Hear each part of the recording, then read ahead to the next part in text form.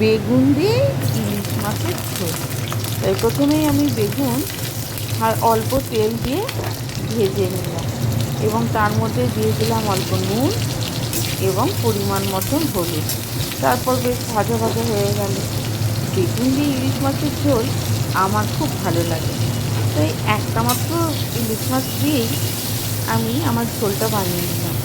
কেননা বাড়িতে সবাই অন্যরকম রান্নাটাই পছন্দ করে। বেগুন বেশ ভাজা হয়ে গেছে, দিয়ে দিলাম কালো জিরে, আবার একটু নাড়তে থাকলাম আর তার সঙ্গে দিয়ে দিলাম গুঁড়ো জিরে। জিরে গুঁড়ো দিয়ে আবার হালকা করে নেড়ে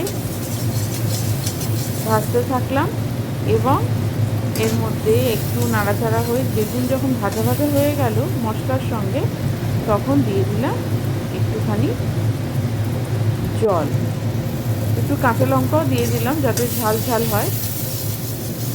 এই রান্নাটা ভীষণই হালকা আর খুব একটা বেশি মশলা পড়ছে না, তবে কাঁচা লঙ্কাটা চিপে দিচ্ছি কারণ যে ফ্লেভারটা বেরিয়ে আসে ঝোলের মধ্যে খুবই ভালো লাগে।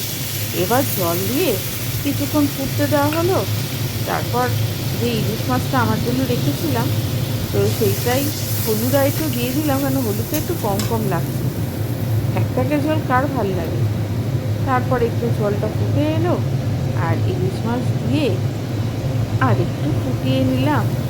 ও, গরম ভাতের সঙ্গে যে খেতে কী ভালো লাগে, সে কী আর হলো, হয়ে গেল ইলিশ বেগুনের ঝোল।